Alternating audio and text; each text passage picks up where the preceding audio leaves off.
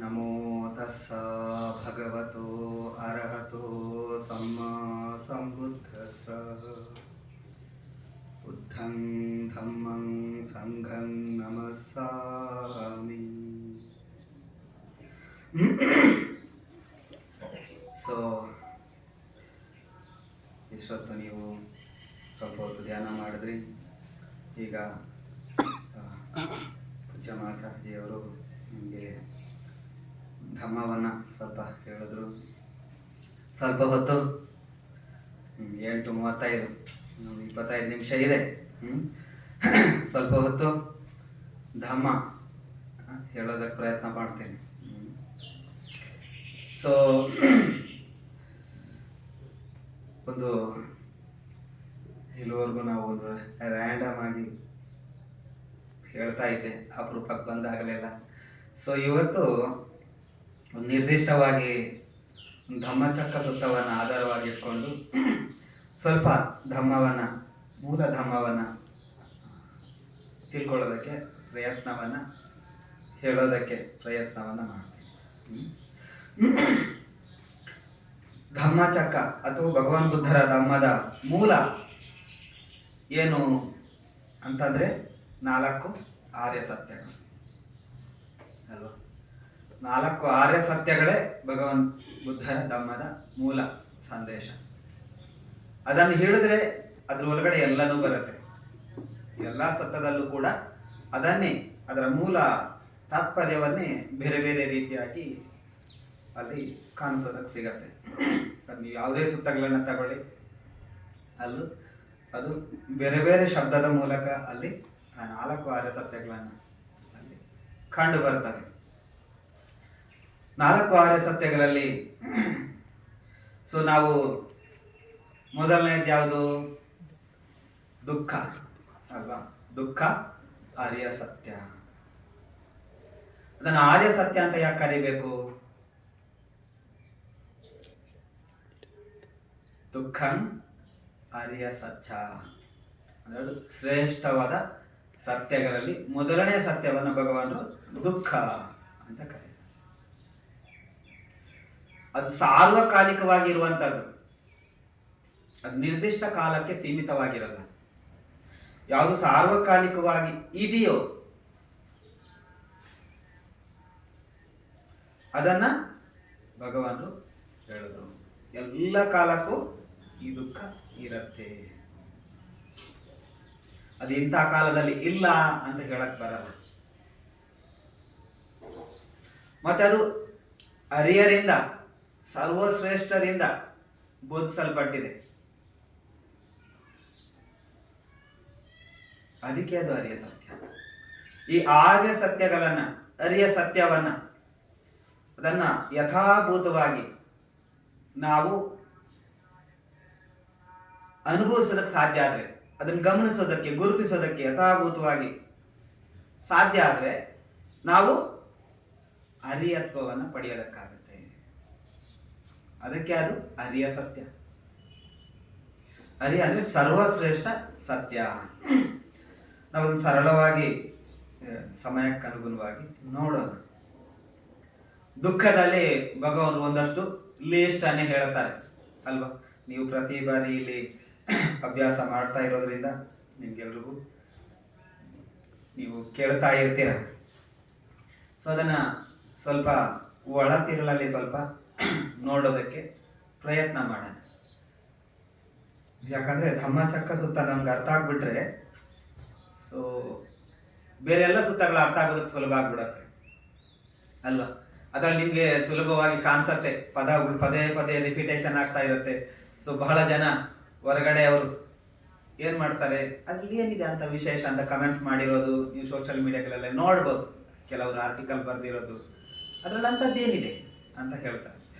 So ಏನಿದೆ ಅಂತ ಒಳಗಿಳಿಬೇಕು ತಾನೆ.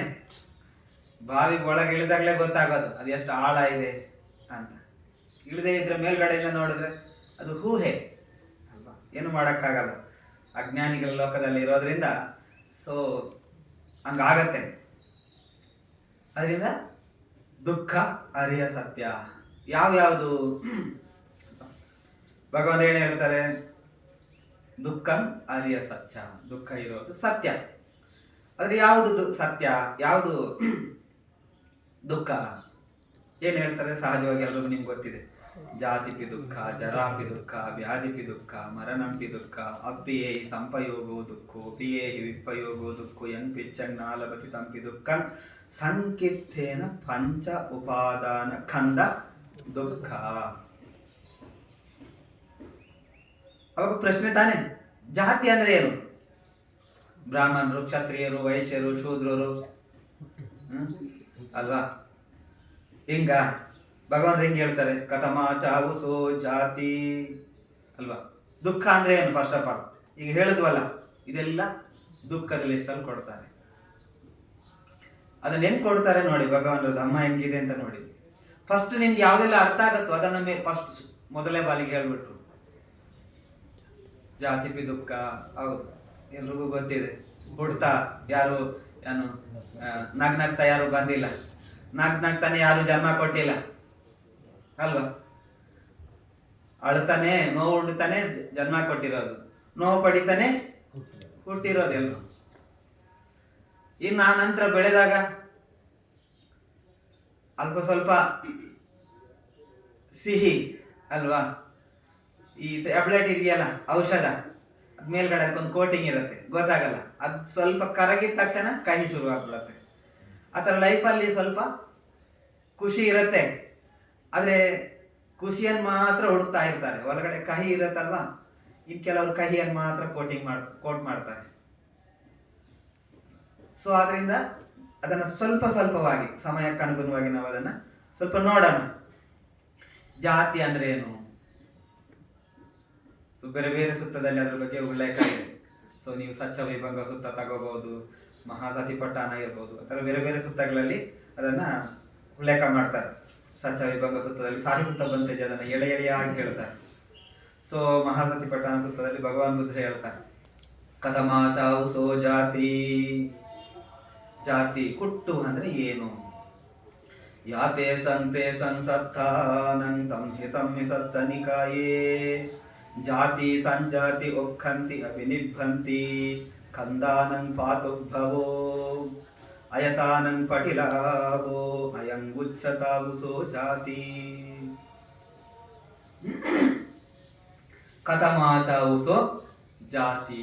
ಜಾತಿ ಹುಟ್ಟು ಅಂದ್ರೆ ಏನು? ಸೊ ಒಂದು ಪಾಲಿ ಡೆಫಿನೇಷನ್ ಪ್ರಕಾರ ಜಾತಿ ಅಂದ್ರೆ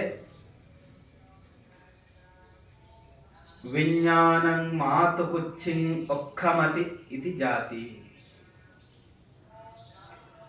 ಯಾವಾಗ ವಿಜ್ಞಾನ ಚಿತ್ತ ಮದರ ತಾಯಿಯ ಗರ್ಭವನ್ನು ಪ್ರವೇಶಿಸತ್ತೋ ಅದನ್ನು ಭಗವಾನ್ ಬುದ್ಧ ಏನ್ ಹೇಳ್ತಾರೆ? ಹುಟ್ಟು. ನಾವ್ ಯಾವ್ದು ಲೆಕ್ಕ ಹಾಕ್ತೀವಿ? ಡೇಟ್ ಆಫ್ ಬರ್ತ್ ಬರ್ದಿಟ್ಕೋತೀವಲ್ಲ, ಡಾಕ್ಟರ್ ಕೊಟ್ಟಿರೋದನ್ನ. ಭಗವಂತ ಹೆಂಗ್ ಹೇಳ್ತಾರೆ? ವಿಜ್ಞಾನಂ ಮಾತು ಕುಚ್ಚಿಂ ಒಕ್ಕಮತಿ ಇತಿ ಜಾತಿ. ಯಾವಾಗ ಯಾವ ಕ್ಷಣದಲ್ಲಿ ತಾಯಿಯ ಗರ್ಭವನ್ನ ಚಿತ್ತ ಪ್ರವೇಶ ಮಾಡತ್ತೋ, ಮೊದಲನೇ ಚಿತ್ತ ಪಟಿಸಂಧಿ ವಿಜ್ಞಾನ, ದ ರೀಲಿಂಕಿಂಗ್ ಕಾನ್ಸಸ್ನೆಸ್, ಅದನ್ನ ಜಾತಿ ಅಂತ ಹುಟ್ಟು ಅಂತ ಕರೀತಾರೆ. ಸೊ ಇದಕ್ಕೆ ದಾಖಲೆಗಳು ಬೇರೆ ಸಿಗತ್ತೆ. ನೀವು ಪಾಲಿ ಸಾಹಿತ್ಯವನ್ನ ಅಧ್ಯಯನ ಮಾಡಿದ್ರೆ ಈಗ ಒಂದ್ ಕಡೆ ಒಂದು ಟೀಚಿಂಗ್, ಇನ್ನೊಂದ್ ಕಡೆ ಒಂದು ಟೀಚಿಂಗ್ ಇಲ್ಲ ಭಗವಂತದ್ದು. ಎಕ್ದಮ್ ಪಕ್ಕ. ಈಗ ಸಹಜವಾಗಿ ಈಗ ವೈಜ್ಞಾನಿಕ ಈ ನಮ್ಗೆ ಹೆಂಗೆ ಅಂದ್ರೆ ಯಾವಾಗ ಭೂಮಿಗೆ ಬರುತ್ತೋ ಅದರಿಂದ ಲೆಕ್ಕ ಶುರು ಆಗುತ್ತೆ. ಆದ್ರೆ ಭಗವಾನರು ಎಲ್ಲಿಂದ ಹೇಳಿದ್ರು? ಚಿತ್ತ ಪ್ರವೇಶದಿಂದ ಹೇಳಿದ್ರು. ಈಗ ಇದಕ್ಕೆ ಒಂದು ಎವಿಡೆನ್ಸ್ ಹುಡ್ಕೊನ್ವಾ? ಈಗ ಉಪಸಂಪದ ಆಗತ್ತೆ ಭಿಕ್ಷುಗಳಿಗೆ. ಉಪಸಂಪದ ಆದಾಗ ಉಪಸಂಪದ ಆಗುವುದಕ್ಕೆ ನಿಯಮಗಳನ್ನು ಒಳಗೊಂಡಂತೆ ಅವನಿಗೆ 20 ವರ್ಷ ವಯಸ್ಸಾಗಿರ್ಬೇಕು. ಆ ವ್ಯಕ್ತಿಗೆ ಎಷ್ಟು? 20 ವರ್ಷ ವಯಸ್ಸಾಗಿರ್ಬೇಕು. ಆದ್ರೆ ಅವನು ಎಷ್ಟು ತಿಂಗಳಲ್ಲಿ ಹುಟ್ಟಿರ್ತಾನೋ ಆ ತಿಂಗಳನ್ನ ಲೆಸ್ ಮಾಡೋದಕ್ಕೆ ಅವಕಾಶ ಇದೆ. ಎಂತ ಎವಿಡೆನ್ಸ್ ನೋಡಿ, ಎಷ್ಟು ಸೈಂಟಿಫಿಕ್ ಆಗಿದೆ. ಅರ್ಥ ಆಯ್ತಾ ನಿಮ್ಗೆ? ಈಗ 20ನೇ ವರ್ಷ ಅವನು ಬಹಳ ಬಾಲ್ಯದಿಂದ ಬಂದೇಜ್ ಆಗಿದ್ದಾನೆ, ತುಂಬಾ ಚೆನ್ನಾಗಿ ಎಕ್ಸ್ಪರ್ಟ್ ಆಗಿರ್ತಾನೆ, ಶೀಲಗಳೆಲ್ಲ ಅರ್ಥ ಆಗಿದ್ದಾವೆ, ಒಂದು ಭಿಕ್ಷುವಾಗಿ ಉಳ್ಕೊಳ್ಬಲ್ಲ, ಕ್ಲಾರಿಟಿ ಇರತ್ತೆ ಗುರುಗೆ. ಅವಾಗ ಏನ್ ಮಾಡ್ಬೋದು, ಅವನು 9 ತಿಂಗಳಲ್ಲಿ ಹುಟ್ಟಿದ್ದಾನೆ ಅಂತ ಅಂದ್ರೆ 9 ತಿಂಗಳನ್ನ ಲೆಸ್ ಮಾಡಿದ್ರೆ 20 ಆಗೋದಾದ್ರೆ ಆಡ್ ಮಾಡಿದ್ರೆ ಸೇರ್ಸೋದಕ್ಕೆ ಅವಕಾಶ ಇದೆ ಅಲ್ವಾ? ಸೊ ಆದ್ರಿಂದ ಯಾವಾಗ ತಾಯಿಯ ಗರ್ಭದಲ್ಲಿ ಅದು ಸಿಂಕ್ರನೈಸ್ ಆಗತ್ತೋ ಅಲ್ಲಿ ಅದು ಶುರುವಾಗತ್ತೆ. ಅದು ಹುಟ್ಟು, ಮೊದಲ ಹುಟ್ಟು. ಈ ಬೇರೆ ಬೇರೆ ಹುಟ್ಟಿನಲ್ಲಿ ಬೇರೆ ಬೇರೆ ರೀತಿಯಲ್ಲಿ ಇರುತ್ತೆ ಅಲ್ವಾ? ಸೊ ಜಲಭುಜ, ಅಂಡಜ, ಸಂಸೇದಜ, ಓಪಪಾತಿಕ. ಜಲಭುಜ ನೀರನ್ನ ಸುತ್ತುವರೆದು ಹುಟ್ಟುವಂತಹ ಜೀವರಾಶಿಗಳು ಅಲ್ವಾ? ಈಗ ಮನುಷ್ಯರು, ಪ್ರಾಣಿಗಳು, ಬಹಳಷ್ಟು ಜೀವಿಗಳು ಇರ್ತವೆ. ಜಲಭುಜ ಅದು ಗರ್ಭದಲ್ಲಿ ಒಂಗೆ ನೀರನ್ನ ಅದ್ರ ಮೇಲೆ ಪ್ರೊಟೆಕ್ಷನ್ ಇಂದ ನೀರನ್ನ. ಜಲಭುಜ. ಅಂಡಜ ಸೊ ಮೊಟ್ಟೆ ಆಕಾರದಲ್ಲಿರುತ್ತೆ. ಸಂಸೇದಜ ಹವೆ, ಮಾಯಿಶ್ಚರ್. ಇನ್ನು ಓಪಪಾತಿಕ ಸೊ ಇಮಿಡಿಯೇಟ್ಲಿ ಯಾವ ರೀತಿ ನೀವು ಲೈಟ್ ಆಗುತ್ತೆ ತಕ್ಷಣ ಉರಿ ಅಥವಾ ಇಲ್ಲಿ ಡಿಸಪೇರ್ ಆದ್ರೆ ಇನ್ನೊಂದ್ ಕಡೆ ರೈಸ್ ಆಗುತ್ತೆ ಕ್ಷಣ ಮಾತ್ರದಲ್ಲಿ. ಬೇರೆ ಬೇರೆ 31 ಜೀವನೆಲೆಗಳು ಎಲ್ಲನ್ನ ಹೇಳಕ್ ಆಗಲ್ಲ. ಸೊ ನಿಮ್ ನೆನಪಲ್ಲಿ ನೀವು ಕೇಳಿರ್ತೀರ, ಕೇಳಿದವರೆಲ್ಲ ಇನ್ನೊಂದ್ಸರಿ ನೆನಪಿಸ್ಕೊಳ್ಳಿ. ಯಾತೆ ಸಂತೆ ಸಂಸತ್ತಾನಂದ್, ಎಲ್ಲ ಜೀವರಾಶಿಗಳು ಹಿಂಗೇನೆ. ಸತ್ತನಿಕಾಯ ಜಾತಿ ಸಂಜಾತಿ ಒಕ್ಕಂತಿ ಅಭಿನಿಬ್ಬಂತಿ ಕಂದಾನಂ, ಭಾಗ ಭಾಗಗಳಾಗಿ ಇದು ಸೇರಿರುತ್ತೆ. ಪಾತುಭವೋ ಉತ್ಪತ್ತಿ ಆಗೋದು, ಭವಚಕ್ರಕ್ಕೆ ಬರೋದು, ಉತ್ಪತ್ತಿಯಾಗಿ ಭವಕ್ಕೆ ಬರುತ್ತೆ. ಆಯತನ ಪಟಿಲಾಭೋ, ಆಯತನ ಎಷ್ಟು ಆಯತನಗಳು? ಛ ಆಯತನ ಸಲಾಯತನ ಅಲ್ವಾ?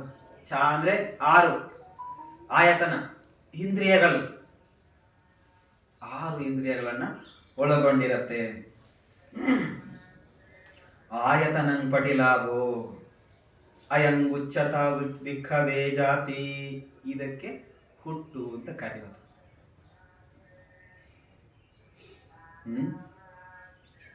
ಹುಟ್ಟು ಅಂದ್ರೆ ಗೊತ್ತಾಯ್ತಲ್ವಾ?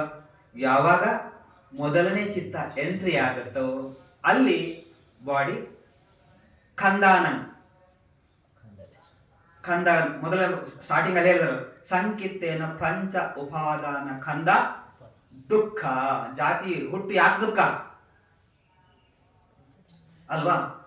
ಈ ಖಂದಗಳು ಶರೀರ, ಮನುಷ್ಯ, ಯಾವುದೇ ಜೀವರಾಶಿಗಳು ಇದೊಂದು ಸಿಂಗಲ್ ಅಲ್ಲ, ಅವಲಂಬಿತ ವಸ್ತು. ಅದು ಯಾವುದು? ಈ ಆಯತನಗಳಿಂದ ಕೂಡಿರತ್ತೆ. ಅದಕ್ಕೆ ಜಾತಿಪಿ ದುಃಖ. ಈಗ ಎರಡನೇದೇನು? ಜರಾಪಿ ದುಃಖ. ಜರ ಅಂದ್ರೆ ಏನು? ವಯಸ್ಸಾಗೋದು, ಮುದಿತನ ಬರೋದು. ಸುಖನ ದುಃಖನ ಇದು? ವಯಸ್ಸಾದವರು ಕೇಳಿ. ಬಾಲ್ಯದಲ್ಲಿ ಇದ್ದಾಗ ಏನ್ ಮಾಡ್ತೀವಿ ನಾವು? ನನಗೂ ನೆನಪಿದೆ, ನಾವು ಸ್ವಲ್ಪ ದೊಡ್ಡವರಾದ್ರೆ ಎಲ್ಲೆಲ್ಲ ಓಡಾಡ್ತಾ ಇರ್ಬೋದು, ಮನೆಯಲ್ಲಿ ಕೇಳ್ಬೇಕಾಗಿಲ್ಲ ಅಂತ ಅನ್ಸ್ತಾ ಇರತ್ತೆ. ದೊಡ್ಡವರಾದ್ಮೇಲೆ ಅಯ್ಯೋ ಎಷ್ಟು ಬೇಗ ಯಾಕೆ ದೊಡ್ಡವರಾದ್ವಿ, ಸಣ್ಣವರಿದ್ದಾಗ ಚೆನ್ನಾಗಿತ್ತು, ಯಾವ ಟೆನ್ಷನ್ ಇರ್ಲಿಲ್ಲ ಅಂತ ಅಲ್ವಾ? ಇನ್ನು ವೃದ್ಧಾಪ್ಯ ಬೆಳೀತಾ ಇರತ್ತೆ ಅಲ್ವಾ? ಮಗು ಜನ್ಮ ಯಾಕೆ ಪಡೆಯುತ್ತೆ? ವಯಸ್ಸಾಗಿರತ್ತೆ. ಅದಕ್ಕೆ ಯಾವ ಕ್ಷಣದಿಂದ ಎಂಟ್ರಿ ಆಯ್ತು ಆ ಕ್ಷಣದಿಂದ ಅದಕ್ಕೆ ವಯಸ್ಸಾದಕ್ಕೆ ಶುರು ಆಯ್ತು. ಮತ್ತೆ ಅಲ್ಲಿ ಇರೋದಕ್ಕಾಗಲ್ಲ, ಬಂದ್ಬಿಡ್ತು. ಅದು ಹಂಗೇನೆ ಇರತ್ತಾ? ಬಂದು ಈ ಸ್ಥಿತಿಗೆ ಬಂದಿದೆ, ಇನ್ನು ಹೆಂಗ್ ಹೋಗೋದಕ್ಕಿದೆಯೋ ಗೊತ್ತಿಲ್ಲ ಅಲ್ವಾ? ಕಥಮಾಚಾವುಸೋ ಜರ ಯಾತೆ ಸಂತೆ ಸಂಸತ್ತಾನಂತಂ ಹಿತಂ ವಿಸತ್ತನಿಕಾಯೇ ಜರಾ ಜೀರನತ ಖಂಡಿಚ್ಚ ಪಾಲಿಚ್ಚಂ ವಲಿತ್ತ ಚತಾಯುನೋ ಸಂವಾಹಿನಿ. ಇಂದ್ರಿಯಾನಂ ಪರಿಪಾಕೋ ಅಯಂ ಉಚ್ಚತಾವುತೋ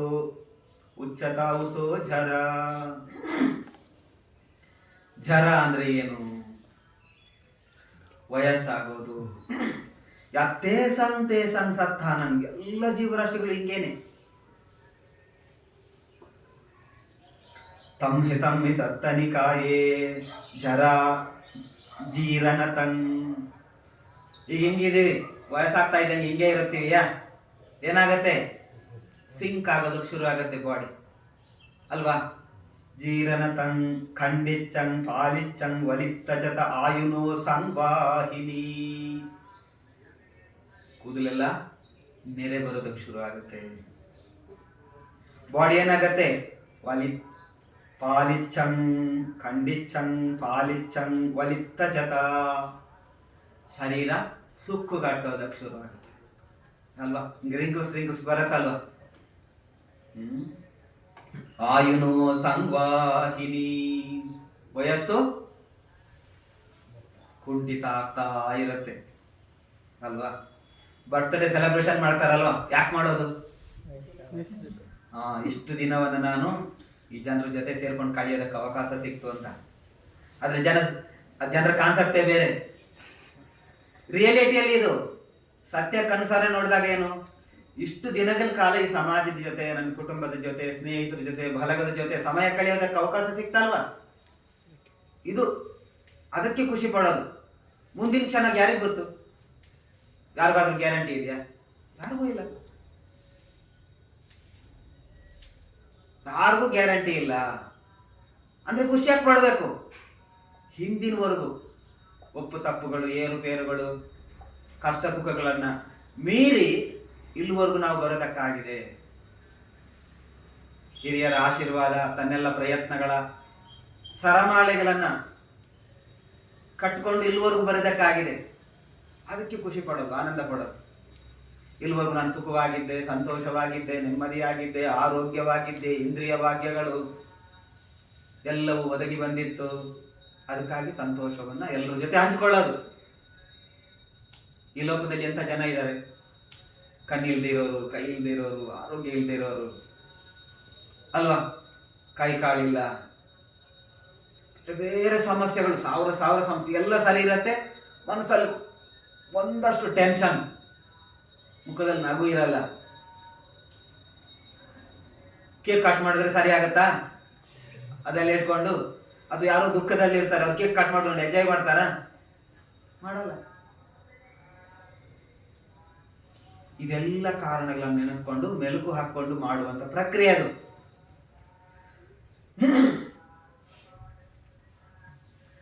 ಆಮೇಲೆ ಕಥಮಂಚ ಭಿಕ್ಕವೇ ಮರಣಂ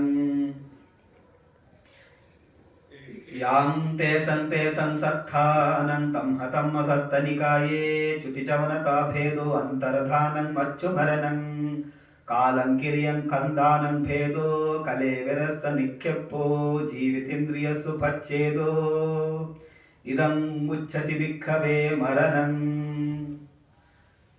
ಮರಣ, ಜಾತಿ ಜರ ಮರಣ. ವಯಸ್ಸಾದ್ಮೇಲೆ ಏನಾಗೋದು? ಸಾವು ಅಲ್ವಾ? ಸಾವು ಅಂದ್ರೆ ಏನು? ಎಲ್ಲ ಜೀವಿಗಳು ಹಂಗೇನೆ. ಜಾತೆ ಸಂತೆ ಸಂಸತ್ತಾನಂ ಸಂಹತಮ್ಮ ಸತ್ತನಿಕಾಯೇ ಚ್ಯುತಿ ಚಾವನ ತಬೇದೋ. ಚ್ಯುತಿ ಅಂದ್ರೆ ಅಂತ್ಯ. ಈಗ ರನ್ನಿಂಗ್ ಆಗ್ತಾ ಇದೆಯಲ್ಲ, ಇದ್ ನಿಲ್ಲು. ಇಂಧನ ಇರ್ತಕ್ಕಂಥ ಗಾಡಿ ಓಡ್ತಾ ಇರುತ್ತೆ, ಇಂಧನ ನಿಂತ ಏನಾಗತ್ತೆ? ನಿಂತು ಹೋಗುತ್ತೆ.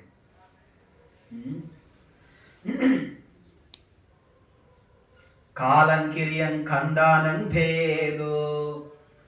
ಏನಂತೆ? ಖಂದಾನಂ ಭೇದೋ. ಮೇಲೆ ಹೇಳಿದ್ರಲ್ಲ, ಖಂದಗಳು ಉತ್ಪತ್ತಿ ಆಗುತ್ತೆ ಅಂತ. ಪಾತುಭವೋ ಖಂದಾನಂ ಪಾತುಭವೋ ಅರೈಸ್ ಆಗ್ತವೆ. ಇಲ್ಲೇನ್ ಹೇಳಿದ್ರು? ಖಂದಾನಂ ಭೇದೋ. ಮರಣ ಅಂದ್ರೆ ಏನು? ಖಂದಗಳು ಬೇರ್ಪಡೋದು ಅಲ್ವಾ? ಖಂದಗಳು ಬೇರ್ಪಡೋದು.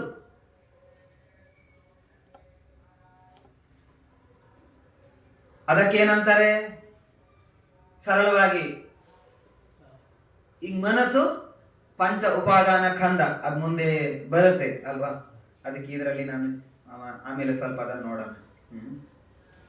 ಸೊ ಇದು ಬೇರ್ಪಡ್ತವೆ ವಿಶೇಷವಾಗಿ ನೋಡಿ. ಮನಸ್ಸು ಮತ್ತು ಶರೀರ, ಅಲ್ಲಿ ಶರೀರ ಹೆಂಗಾಯ್ತು, ಅದಕ್ಕೆ ಮನಸ್ಸು ಸೇರ್ಕೊಳ್ತು. ಈಗ ಇದು ಬೇರ್ಪಡ್ತು, ಅದಕ್ಕೇನನ್ನೋದು ಖಂಡಗಳು ವಿಘಟನೆಗೊಂಡವು, ವಿಲೀನಗೊಂಡವು, ಜನನ ಆಯ್ತು, ವಿಘಟನೆಗೊಂಡವು, ಮರಣವಾಯಿತು. ಖಂದಾನಂ ಭೇದು ಕಲೇವರಸ್ಯ ನಿಕ್ಷೇಪೋ ಜೀವಿತೇಂದ್ರಿಯ ಸುಪಚ್ಛೇದೋ. ಜೀವಿತೇಂದ್ರಿಯಗಳು ಅಲ್ವಾ. ಆಮೇಲೆ ಬೇಕಾಯಿ ಶರೀರ, ಅದು ಮಿನಿಸ್ಟರ್ ಆಗಿರ್ಲಿ, ಪ್ರೆಸಿಡೆಂಟ್ ಆಗಿರ್ಲಿ, ರಾಜ ಆಗಿರ್ಲಿ ಅಲ್ವಾ, ಯಾರಿಗೂ ಬೇಕಾ?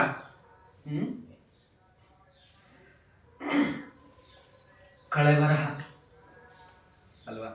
ಆಮೇಲೆ ಏನಂತಾರೆ, ಡೆಡ್ ಬಾಡಿ ಬಂತ ಅಂತ ಕೇಳ್ತಾರೆ ಅಲ್ವಾ, ಯಾರೇ ಇರ್ಲಿ. ಕಲೇವರಸನಿಕ್ಕೆ ಇದಂಗ್ ಉಚ್ಚತಿ ಬಿಕ್ಕವೇ ಮರಣ, ಇದಕ್ಕೆ ಮರಣ ಅಂತ ಹೇಳೋದು. ಕಥಮಾಚಾವುಸು ಬಿಕ್ಕವೇ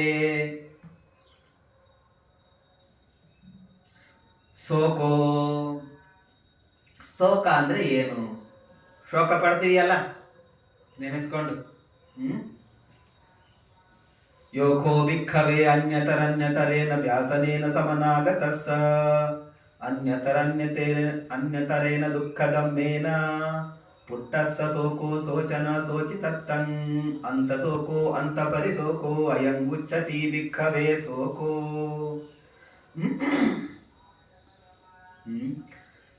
ಶೋಕ ಕನ್ನಡದಲ್ಲಿ ಶೋಕ ಅಂತೀವಿ, ಪಾಲಿನಲ್ಲಿ ಶೋಕ, ಅಲ್ಲಿ ಒಂದೇ ಇರೋದಲ್ವಾ. ಶೋಕ ಅಂದ್ರೆ ಏನು? ಅನ್ಯತರನ್ಯತರೇನ ವ್ಯಾಸನೇನ ಸಮನಾಗತ ಸ, ಆಗತ ಅಲ್ವಾ, ಗತ ಅಲ್ವಾ. ಪದ ನೋಡಿ ಹೆಂಗಿದೆ ನೋಡಿ. ಅವಾಗ ಏನಾಗುತ್ತೆ? ಶೋಕ ಪಡ್ತೀವಿ ಅಲ್ವಾ, ಮನಸ್ಸಿಗೆ ದುಃಖ ಆಗತ್ತೆ, ನಷ್ಟಗೊಂಡಾಗ ಅಲ್ವಾ. ಕದಮಾಚಾವುಸೋ ಪರಿದೇವೋ ಯೋಕೋ ಬಿಕ್ಕವೇ ಅನ್ಯತರನ್ಯತರೇನ ವ್ಯಾಸನೇನ ಸಮನಾಗತಸ್ಸ ಅನ್ಯತರನ್ಯತೇನ ದುಃಖದಮ್ಮೇನ ಪುಟ್ಟಸ್ಸ ಆದೇವೋ ಪರಿದೇವೋ ಆದೇವನ ಪರಿದೇವನ ಆದೇವಿ ತತ್ತಂ ಪರಿದೇವಿ ತತ್ತಂ ಅಯಂಗುಚ್ಚತಿ ಬಿಕ್ಕವೇ ಪರಿದೇವೋ.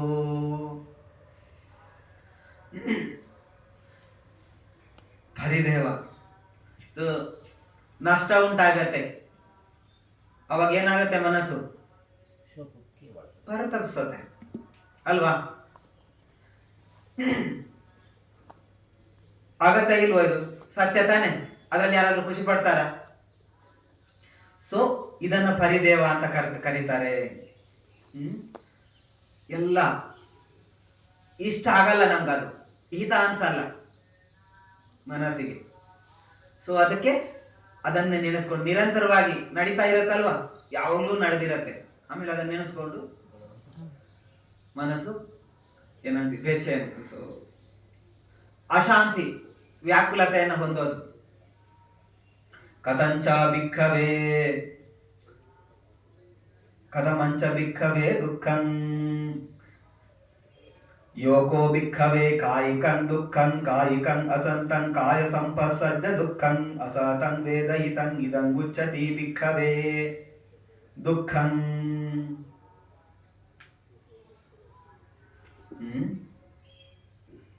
ಕಾಯಿಕಂ ದುಃಖಂ, ಶರೀರದಲ್ಲಿ ಬೇರೆ ಬೇರೆ ರೀತಿಯಾದಂತ ಏನಾಗತ್ತೆ? ನೋವುಗಳು, ಅನುಭವಗಳು, ಫೀಲಿಂಗ್ಸ್ ಬರುತ್ತೆ ಅಲ್ವಾ. ವೇದನಾ ಅನುಭವಗಳು, ಕನ್ನಡದ ವೇದನೆ ಬೇರೆ, ಶರೀರದಲ್ಲಿ ಅನುಭವಗಳಾಗಿ ಕೂತ್ಕೊಂಡಿರ್ತೀರ ಈಗ ಕೂತ್ಕೊಂಡು ಎಷ್ಟು ಹೊತ್ತಾಯ್ತು? ಗೊತ್ತಾಗ್ತಾ ಬಂತು. ಸೊ ಫೀಲಿಂಗ್ ಆಗತ್ತೆ, ಚೇಂಜ್ ಮಾಡ್ಬೇಕು ಅಂತ ಬಯಸತ್ತ ಅಲ್ವಾ? ಯಾಕೆ ಬಯಸತ್ತೆ? ಅದು ಇಷ್ಟ ಆಗಲ್ಲ. ಇಷ್ಟ ಆಗಿದ್ದಿದ್ರೆ ಹಂಗೇನೆ ಕೂರ್ತಾ ಇದ್ವಿ ಅಲ್ವಾ? ಸೊ ಅದಕ್ಕೆ ಕಾಯಿಕನ್ ದುಃಖನ್, ಕಾಯಿಕನ್ ಅಸಂತನ್, ಕಾಯ ಸಂಪತ್ಸಜನ್ ದುಃಖನ್ ಅಸಾತನ್ ವೇದಹಿತನ್. ಹಿತವಾಗಲ್ಲ ಅದು ಅಲ್ವಾ? ಇದಂಗುಚ್ಛತಿ ಬಿಕ್ಕವೇ ದುಃಖಂ ಕಥಮಂಚ ಬಿಕ್ಕವೇ ದೋ ಮನಸ್ಸ. ಧೋ ಮನಸ್ಸ ಮೊದಲಲ್ಲಿ ಇಷ್ಟೇ ಕೊಟ್ರಲ್ವಾ? ಸೊ ಅದು ಡೀಪ್ ಇದೆ, ಬಟ್ ನಾವು ಸ್ವಲ್ಪ ಸಮಯಕ್ಕನುಸಾರವಾಗಿ ನೋಡೋಣ. ದೋ ಮನಸ್ಸ ಯಂಕೋ ಬಿಕ್ಕವೇ ಚೇತಸಿಕಂ ದುಃಖಂ. ಚೇತಸಿಕ ಅಲ್ವಾ? ಚೇತಸಿಕ ಅಂದ್ರೆ ಏನು? ಮನಸ್ಸಿನ ಚಿತ್ತಗಳು ಉತ್ಪತ್ತಿ ಆಗುವುದಕ್ಕೆ ಇರುವಂತ ಮೂಲ. ಏಕೊಪ್ಪಾದೋ ಏಕನಿರೋಧೋ ಏಕಾಲಂಬನ ವತ್ತುಕ ದ್ವಿಪನ್ನಸ್ಸ ಧಮ್ಮಂ ಚೇತಸಿಕ ಮಾತಾ. ಚೇತಸಿಕಂ ದುಃಖಂ. ಚೇತಸಿಕ ಅಂತ ಯಾಕೆ ಹೇಳ್ತಾರೆ ಅದನ್ನ? ಏಕೊಪ್ಪಾದೋ ಏಕೋ ನಿರೋಧೋ ಏಕಾಲಂಬನ ವತ್ತುಕ ಚೇತೋಯುಕ್ತಂ ದ್ವಿಪನ್ನಸ್ಸ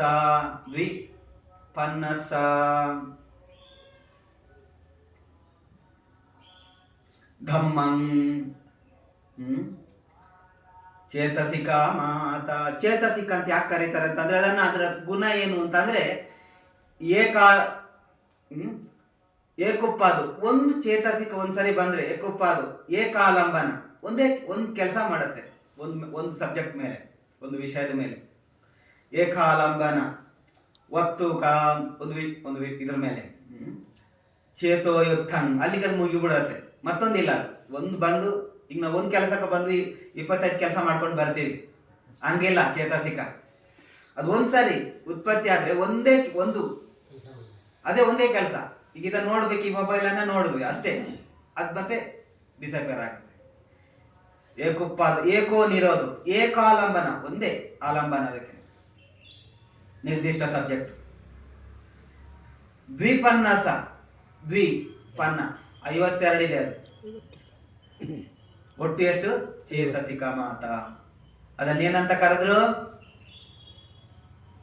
ಚೇತಸಿಕಂ ದುಃಖಂ. ಯಾಕೆ ತಿಳ್ಕೊಂಡ್ವಿ ಅದನ್ನ? ದುಃಖ ಅಂದ್ರೆ ತಿಳ್ಕೊಳ್ಬೇಕಲ್ವಾ? ಇವತ್ತಿನ ಸಬ್ಜೆಕ್ಟ್ ಬರೀ ದುಃಖ. ಚೇತಸಿಕಂ ದುಃಖಂ ಚೇತಸಿಕಂ ಅಸಾತಂ ಮನೋಸಂಪತ್ಸಜ್ಜ ದುಃಖಂ ಅಸಾತಂ ವೇದಹಿತಂ ಅಲ್ವಾ? ಅಸಾತಂ ಹಿತ ಅಲ್ಲ, ಅದು ಹಿತ ಆಗಲ್ಲ, ಅದಕ್ಕೆ ದುಃಖ.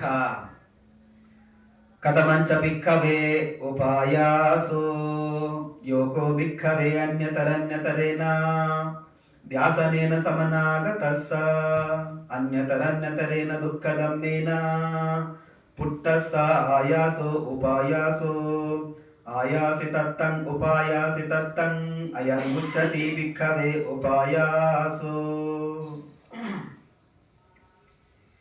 ಉಪಾಯಾಸ ತುಂಬಾ ಸ್ಯಾಡ್ನೆಸ್ ಇರ್ತದೆ. ಏನಿರುತ್ತೆ? ನಿರಾಶಾವಾದಿ. ನನ್ನ ಕೈಯಲ್ಲ ಆಗಲ್ಲ, ನನ್ಗೆ ಯಾವತ್ತಿದ್ರು ನನ್ಗಿದು ಹೋಗಲ್ಲ, ಏನಂತೀವಿ? ಹತಾಶೆ ಅಲ್ವಾ? ಕೆಲವರು ಇರ್ತಾರಲ್ವ, ಅಯ್ಯೋ ನಾವ್ ಏನ್ ಮಾಡಿದ್ರು, ಯಾವಾಗ ದಮ್ಮಕ್ ಬಂದ್ರೇನು, ನಮ್ದು ಹಿಂಗೆ ಸಾಯೋವರೆಗೂ ಅನ್ಕೊಳ್ತಾರಲ್ವಾ? ಹತಾಶರಾಗಿರ್ತಾರೆ ಬದುಕಲ್ಲಿ. ಹತಾಶರಾಗಿರೋದು ಸುಖನ? ಯಾರಾದ್ರೂ ಹತಾಶರಾಗಿರೋದಕ್ಕೆ ಬಯಸ್ತಾರ? ಹತಾಶೆಯನ್ನ ಹೊಂದೋದು.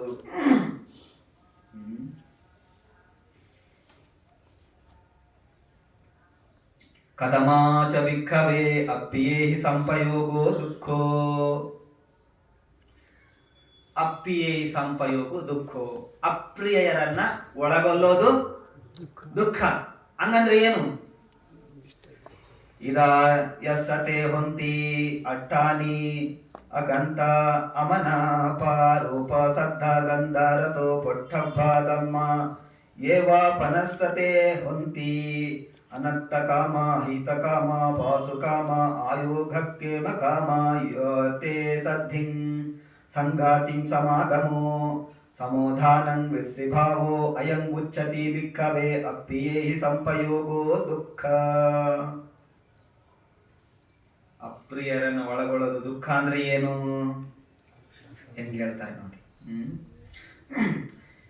ಯಾತೆ ಸಂತೆ ಎಲ್ಲರೂ ಕೂಡ ಅನಿಷ್ಠ ಅಖಂತ ಅಮನ ಅಪರೂಪಂ ಸದ್ಧ ರೂಪ ಸದ್ಧ ಗಂಧ ರಸ ಪೊಟ್ಟಬ್ಬ ಧಮ್ಮ ಏವಾಪನಸತೆ ಹೊಂದಿ ಅರ್ಥ ಕಾಮ ಅಹಿತ ಕಾಮ ಪಾಸೋಕ ಕಾಮ. ಯಾವುದ್ರ ಮೇಲೆ ಅಂತೆ? ಸಂತೋಷ. ಸಂತೋಷ ಯಾವುದ್ರ ಮೇಲೆ ಖುಷಿ ಪಡತ್ತೆ? ಹಿತ ಕಾಮ ಅಲ್ವಾ, ಖುಷಿ. ಶಬ್ದ ರೂಪದ ಮೇಲೆ, ರೂಪ ಸದ್ದ ಶಬ್ದ ಗಂಧ ಸುವಾಸನೆ ಪೊಟ್ಟಬ್ಬ ಸ್ಪರ್ಶ ಅಲ್ವಾ, ಧಮ್ಮ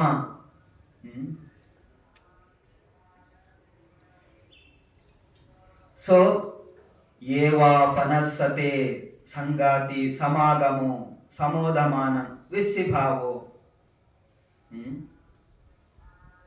ಅದ್ರ ಬಗ್ಗೆ ಉಚ್ಛತಿ ಭಿಕ್ಕವೆ ಈ ಎಲ್ಲ ಪ್ರಕ್ರಿಯೆಗಳು ಇರ್ತಾವಲ್ಲ. ಸೊ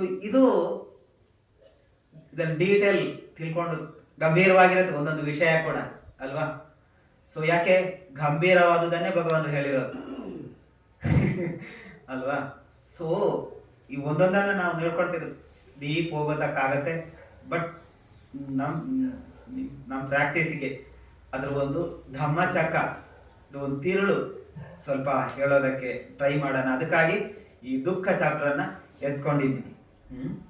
ಈ ಎಲ್ಲ ಪ್ರಕ್ರಿಯೆಗಳು ಯಾವ್ದ್ರ ಮೇಲೆ ನಿಂತಿದೆ? ನಮ್ಮ ಎಲ್ಲ ಈ ಇಂದ್ರಿಯಗಳಿಂದ ರೂಪ ಸದ್ದ ಗಂಧ ರಸ ಹಿತ ಅಹಿತ. ಕಥಮೋಚ ಭಿಕ್ಕವೇ ಪಿಯೇ ವಿಪಯೋಗೋ ದುಃಖ ದುಃಖೋ ಪಿಯೇಹಿ ವಿಪಯೋಗ. ಪ್ರಿಯರು ವಿಪಯೋಗ, ಯೋಗ ವಿಪಯೋಗ ದೂರ ಆಗೋದು. ಹಂಗಂದ್ರೆ ಏನು? ಇದಾಯ ಸತೆ ಹೊಂತಿ ಇಟ್ಟಕಂತ ಮನ ಪರೂಪ ಸದ್ಧ ಗಂಧ ರಸ ಪೊಟ್ಟಬ್ಬ ಧಮ್ಮ ಏವಾಪನಸತೆ ಹೊಂತಿ ಅತ್ತ ಕಾಮ ಹಿತ ಕಾಮ ಪಾಸು ಕಾಮ ಯೋಗಕ್ಕೇಮ ಕಾಮ ಮಾತಾವ ಪಿತವ ಭಾತಾವ ಭಗಿನೀವ ಮಿತ್ತಾವ ಅಮಂಚಾವ ಜ್ಞಾತಿ ಸಲೋ ಲೋಹಿತವ ಯಾತೆ ಹಿ ಸದ್ಧಿಂ ಅಸಂಗತಿ ಅಸಮಗಮೋ ಅಸಮೋಧಾನಂ ಅಮೇಸಿ ಭಾವೋ ಅಯಂ ಉಚ್ಯತಿ ಭಿಕ್ಕವೇ ಪಿಯೇಹಿ ವಿಪಯೋಗೋ ದುಃಖೋ.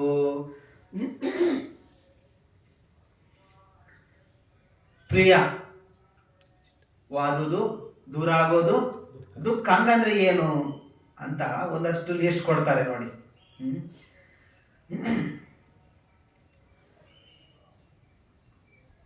ಮೊದಲನೇದು ರೂಪ ಸದ್ದ ಗಂಧ ರಸ ಮೇಲ್ಗಡೆ ಬಂದಿದೆ, ಪೊಟ್ಟಬ್ಬ ಸ್ಪರ್ಶ ಎಲ್ಲ ಬಂತು. ಆಮೇಲೆ ಏನ್ ಬಂತು? ಹಿತ ಕಾಮ ಪಾಸು ಕಾಮ ಯೋಗಕ್ಷೇಮ ಕಾಮ. ಅದ್ರ ಜೊತೆ ಏನ್ ಬಂತು? ಮಾತಾವ ಪಿತಾವ ಭಾತಾವ ಭಗಿನೀವ ಮಿಥಾವ.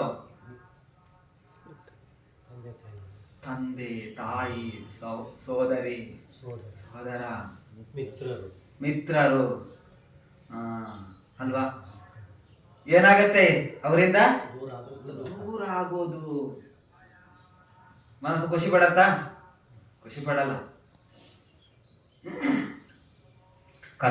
ಕಥಮಂಚ ಭಿಕ್ಕವೇ ಯಂ ಪಿಚ್ಚನ್ ಆಲಪತಿ ತಂಪಿ ದುಃಖಂ ಜಾತಿ ದಮ್ಮಾನ ವಿಕ್ಕವೇ ಸತ್ತಾನಂಗೇವಂಗಿಚ್ಚ ಉಪಜ್ಜತಿ ಅಹೋವತಾಮಯನ್ನ ಜಾತಿ ದಮ್ಮ ಅಸ್ಸಾಮ ನ ಚಾವತನು ಜಾತಿ ಆಗಚ್ಚಯ್ಯಾತಿ ನಕೋಪನೇತ ಇಚ್ಛಯ್ಯ ಬದ್ದಬ್ಬಂ ಇದಂ ಪಿಯಂ ಪಿಚ್ಚಂ ನಲಭತಿ ತಂಪಿ ದುಃಖಂ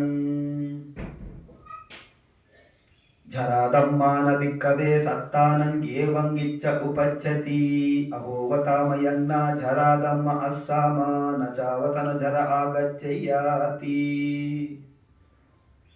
ಯಾವುದು ಕಥಂಚಪನ ಯಂ ಪಿಚ್ಚಂ ನಾ ಲಭತಿ ತಂಪಿ ದುಃಖಂ. ನಾ ಲಭತಿ ಲಭ್ಯವಾಗಿಲ್ಲ, ಸಿಕ್ಕಿಲ್ಲ, ಒದಗಿ ಬಂದಿಲ್ಲ. ಯಾವುದು ಒದಗಿ ಬಂದಿಲ್ವೋ ಅದು ದುಃಖ. ತುಂಬಾ ಇದೆ. ಆರೋಗ್ಯ ಒದಗಿ ಬಂದಿಲ್ಲ, ದುಃಖ. ಇಷ್ಟ ಆಗಿಲ್ಲ, ದುಃಖ ಅಲ್ವಾ. ಲಿಸ್ಟ್ ತುಂಬಾ ಇದೆ. ಹೇಳ್ಕೊಂಡು ಹೋದ್ರೆ ಅದೇ ಒಂದು ಸಬ್ಜೆಕ್ಟ್ ಆಗ್ಬಿಡತ್ತೆ ಅಲ್ವಾ. ಸೊ ಎಲ್ಲ ಇದಂಪಿ ಅಂಪಿಚ್ಚಂ ನಾಲವತಿ ತಂಪಿ ದುಃಖಂ ವ್ಯಾಧಿದಮ್ಮಾನ ವಿಕ್ಕವೇ ಸತ್ತಾನಂ ಏವಂಗಿಚ್ಚ ಉಪಜ್ಜತಿ. ವ್ಯಾಧಿ ಯಾರು ಕಳಿಸಿದ್ದಲ್ಲ, ಧಮ್ಮ ಅದರ ಲಕ್ಷಣ. ಈ ಶರೀರದ ಗುಣ ಏನು? ಗುಣ ಈ ಲೋಕಕ್ಕೆ ಬಂದ ಮೇಲೆ ಇದೆ, ಅದು ಯಾರು ಸೆಂಡ್ ಮಾಡಿಲ್ಲ. ರೋಗ ರುಜಿನ ಯಾಕೆ ಬರುತ್ತೆ? ರೋಗ ರುಜಿನ ಅಂದ್ರೆ ಏನು? ವಿಶೇಷವಾಗಿ ರೋಗ ರುಜಿನ ಯಾಕೆ ಬರುತ್ತೆ? ಡಾಕ್ಟರ್ ಪಕ್ಕದಲ್ಲೇ ಇದ್ದಾರೆ, ಡಾಕ್ಟರ್ ಕೂರಿಸ್ಕೊಂಡು ಮಾತಾಡೋದು ಕಷ್ಟ. ಯಾಕೆ ಬರುತ್ತೆ?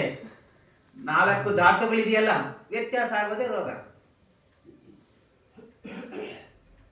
ಹೆಡೇಕು ಎಕ್ಸೆಟ್ರಾ, ಜ್ವರ ಬರೋದು ವ್ಯತ್ಯಾಸ ಆಗೇ ಆಗುತ್ತೆ. ಅಲ್ಲಿ ಪ್ರಮಾಣ ಬೇರೆ ಬೇರೆ ರೀತಿಯಲ್ಲಿ ಇರಬಹುದು. ಬೇರೆ ಬೇರೆ ಪ್ರಮಾಣದಲ್ಲಿ ವ್ಯತ್ಯಾಸ ಆಗುತ್ತೆ, ರೋಗ ಬರುತ್ತೆ.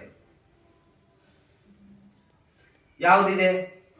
ಸಂಕಿತ್ತೇನ ಪಂಚ ಉಪಾದಾನ ಕಂದ ದುಃಖ ಅಲ್ವಾ.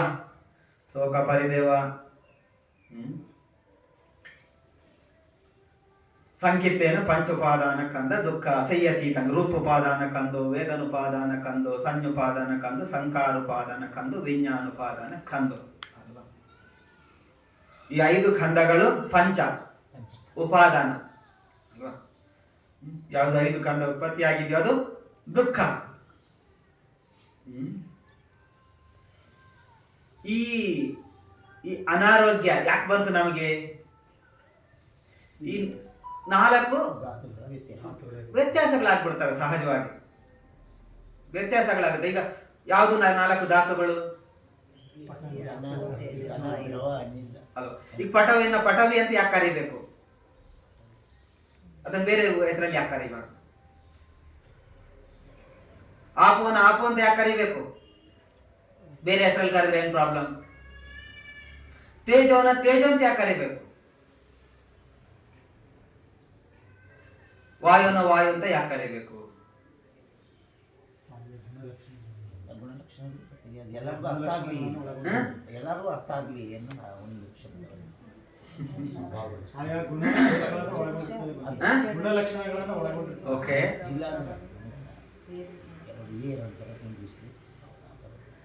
ಪಟವಿ ಅಂತ ಯಾಕೆ ಕರಿಬೇಕು ಅಂತ ನನ್ನ ಪ್ರಶ್ನೆ. ಗುಣಲಕ್ಷಣಗಳನ್ನು ಹೊಂದಿರಬೇಕು. ಪಟವಿ ಅಂತ ಯಾಕೆ ಕರಿಬೇಕು ಅಂತ ಅಂದ್ರೆ, ಪಟವಿ ಜೊತೆ ವಿಲೀನ ಆಗತ್ತೆ. ಅದು ಆಪೋಸ್ ಜೊತೆ ವಿಲೀನ ಆಗಲ್ಲ, ವಾಯು ಜೊತೆ ವಿಲೀನ ಆಗಲ್ಲ. ಅರ್ಥ ಆಯ್ತಾ? ಪಟವಿ ಒಂದು ಯಾವ್ದಾದ್ರು ಒಂದು ಎಕ್ಸಾಂಪಲ್ ಹೇಳಿ. ನಮ್ ಶರೀರಕ್ಕೆ ತಗೊಳ್ಳಿ. ಈಗ ದುಃಖ ಇಲ್ಲ ಅಲ್ವಾ, ಹೊರಗಡೆ ಕಲ್ಲಿಂದ ನಮ್ಗೇನು ದುಃಖ ಇದೆ, ಓಕೆ. ಬೇರೆ ಈಗ ಇಲ್ಲಿರೋ ದುಃಖಗಳನ್ನು ತಗೊಳ್ಳಿ.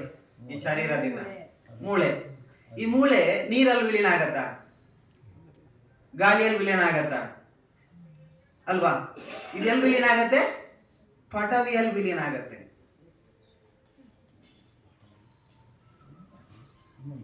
ಅರ್ಥ ಆಯ್ತಾ? ಪಟವಿ ನೀವು ಸುಟ್ಟೋದ್ಮೇಲೆ ಏನು ಉಳಿತು? ಅದೆಲ್ಲ ವಿಲೀನ ಆಗ್ಬೇಕು ಅಲ್ವಾ. ಅದಕ್ಕೆ ಅದನ್ನು ಪಟವಿ. ಆಪೋ ಶರೀರದಲ್ಲಿ ಏನಿದೆ? ಸೊಮೆನಿಸಿದೆಯಲ್ಲ, ಬೆವರು ಬರ್ತಾ ಇದೆ, ರಕ್ತ ಇದೆ, ಮಲಮೂತ್ರಗಳಿಂದ ತುಂಬಿದೆ. ಇದು ಎಲ್ಲಿ ವಿಲೀನ ಆಗತ್ತೆ? ಆಪೋದಲ್ಲಿ ವಿಲೀನ ಆಗತ್ತೆ. ಅದಕ್ಕೆ ಅದು ಆಪೋ. ಶರೀರದಲ್ಲಿ ಏನ್ ಬಹಳ ಮುಖ್ಯ ಎಲ್ಲಕ್ಕಿಂತ? ಗಾಳಿ. ಆಹಾರ ಇಲ್ಲದೆ ಇದ್ರೆ ಬದುಕಬಹುದು ಸ್ವಲ್ಪ ಹೊತ್ತು, ನೀರು ಇಲ್ಲದೇನು ಸ್ವಲ್ಪ ಸಮಯ ಬದುಕಬಹುದು, ಆದ್ರೆ ಗಾಳಿ ಇಲ್ಲದೆ ಬದುಕಕ್ಕಾಗಲ್ಲ. ಅದು ಬೇರೆ ಕಡೆ ವಿಲೀನಗೊಳ್ಳಲ್ಲ. ನೀರಲ್ಲಿ ಗಾಳಿ ಇದ್ರೆ ಏನಾಗುತ್ತೆ? ಬಬಲ್ಸ್ ಆಗಿರುತ್ತೆ. ಯಾಕೆ? ಅಲ್ಲಿ ವಿಲೀನಗೊಳ್ಳಲ್ಲ ಅದು, ಅಲ್ವಾ? ಸೊ ಅದಕ್ಕೆ ಅದನ್ನ 4 ಗುಣಲಕ್ಷಣಗಳನ್ನ ಹೇಳಿದ್ರು. ಶರೀರದಲ್ಲಿ 4 ಗುಣ ಇದೆ ಅಂತ, ಅಲ್ವಾ? ಸೊ ಇವತ್ತು ಕಾಲ ಆಯ್ತು. ಸಂಕಿತ್ತೇನ ಪಂಚ ಉಪಾದಾನ ಕಂದ ದುಃಖ. ಸಂಕ್ಷಿಪ್ತವಾಗಿ ಹೇಳೋದಾದ್ರೆ 5 ಉಪಾದಾನ ಕಂದಗಳು ದುಃಖವನ್ನ ತರುತ್ತೆ, ಅಲ್ವಾ? ರೂಪಖಂದ, ವೇದನಾ ಖಂದ, ಸಂಜ್ಞಾ ಖಂದ, ಸಂಕಾರ ಖಂದ, ವಿಜ್ಞಾನ ಖಂದ, ಅಲ್ವಾ? ಸೊ ರೂಪಖಂದ ಅಂದ್ರೆ ಶಾರೀರಿಕ, ನಮ್ಗೆ ಅದನ್ನ ನೋಡಿ ಅಥವಾ ಸ್ಪರ್ಶ ಮಾಡಿ ಗುರುತಿಸೋಕ್ಕಾಗುವಂಥದ್ದು. ಇಲ್ಲಿ ರೂಪದಲ್ಲಿ 28 ರೂಪಗಳನ್ನು ಹೇಳ್ತಾರೆ. ಅದು ಇನ್ನು ಡೀಪರ್, ಅದು ವಿಪರ್ಶನ ಲೆವೆಲ್. ಅದು ಮೇಲ್ಮಟ್ಟದಲ್ಲಿ ನಮ್ಮ ತಿಳುವಳಿಕೆ, ಈಗಿನ ತಿಳುವಳಿಕೆಗೆ ಬೇಕಾಗಿರುವಂಥದ್ದು ನೋಡಿದ್ರೆ, ಸೊ ಸ್ಪರ್ಶಕ್ಕೆ ಬರುವಂಥದ್ದು ಕಣ್ಣಿಂದ ನೋಡಿ, ಸೊ ಟಚ್ ಒಟ್ಟಪ್ಪ ಅಲ್ವಾ, ಸ್ಪರ್ಶದಿಂದ ಗುರುತಿಸುವಂಥದ್ದು ರೂಪಖಂದ. ಎರಡನೇದು ಈ ರೂಪ ಅಲ್ವಾ, ಈ ದುಃಖ. ಇದ್ರ ಮೇಲ್ಗಡೆ ಎಲ್ಲ ನೋಡ್ಕೊಂಡು ಬಂದಿದ್ದೀವಿ, ಸಮಯ ಕಡಿಮೆ ಇದೆ. ಅರ್ಥ ಆಗಿದೆಯಲ್ಲ? ಅರ್ಥ ಆಗಿಲ್ಲ ಅಂದ್ರೆ ಹೇಳಿ. ವೇದನಾ ಖಂದ. ವೇದನಾ ಅಂದ್ರೆ ಫೀಲಿಂಗ್ಸ್. ವೇದನಾ ಅಂತ ಯಾಕೆ ಕರಿಬೇಕು?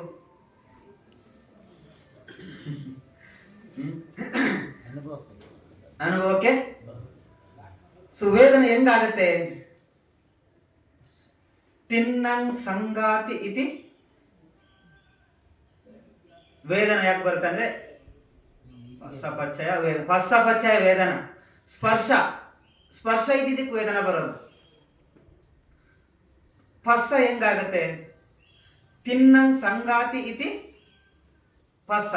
ಆ ಸ್ಪರ್ಶದ ಕಾರಣಕ್ಕೆ ಅನುಭವಗಳು ಬರ್ತವೆ. ಸ್ಪರ್ಶ ಇಲ್ಲ ಅಂದ್ರೆ ಅನುಭವ ಬರಲ್ಲ. 6 ಸಲಾಯತನ ಪಚ್ಚಯ ಪಸ್ಸು. ಆ ಸ್ಪರ್ಶದ ಕಾರಣಕ್ಕೆ ವೇದನ ಬರೋದು. ವೇದನ ಡಿಪೆಂಡೆಂಟ್ ಯಾವ್ದ್ರ ಮೇಲೆ?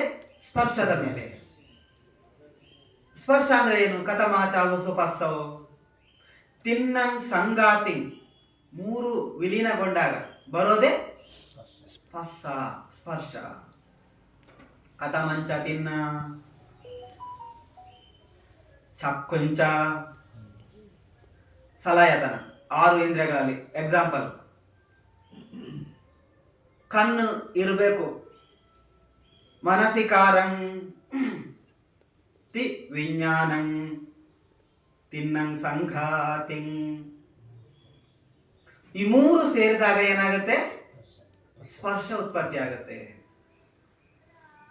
ಈಗ ನೀವಲ್ಲಿ ಕೂತಿರ್ತೀರಾ, ನೋವು ಬರ್ತಾ ಇದೆ, ನಿಮ್ ಗಮನ ಎಲ್ಲ ಈ ಕಡೆ ಇದೆ, ನಿಮ್ ನೋವು ಅರಿವಾಗ್ತಾ ಇಲ್ಲ ಅಂತಂದ್ರೆ ಯಾಕೆ ಅರಿವಾಗ್ತಾ ಇಲ್ಲ?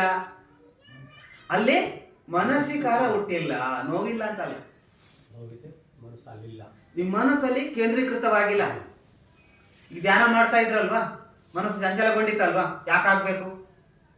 ಅಲ್ಲೇ ಇದ್ರೆ ಅದಕ್ಕೇನು ಸಮಸ್ಯೆ? ಈ ಮನಸ್ಸಿಕಾರ ಅಲ್ಲಿ ಇರಲ್ಲ. ಮನಸ್ಸಿಕಾರ ಒಂದು ನಿರ್ದಿಷ್ಟ ವಿಷಯದ ಮೇಲೆ ಇದ್ದಾಗ ನಮಗೆ ಅದು ಕಾಣಿಸುತ್ತೆ. ಆ ಬಂದ ಮೇಲೆ ಏನಾಗಬೇಕು? ಅಲ್ಲಿ ಇನ್ನೊಂದು ಚೇತಸಿಕ ಕೆಲಸ ಮಾಡುತ್ತೆ, ಜೀವಿತೇಂದ್ರಿಯ ಅಂತ.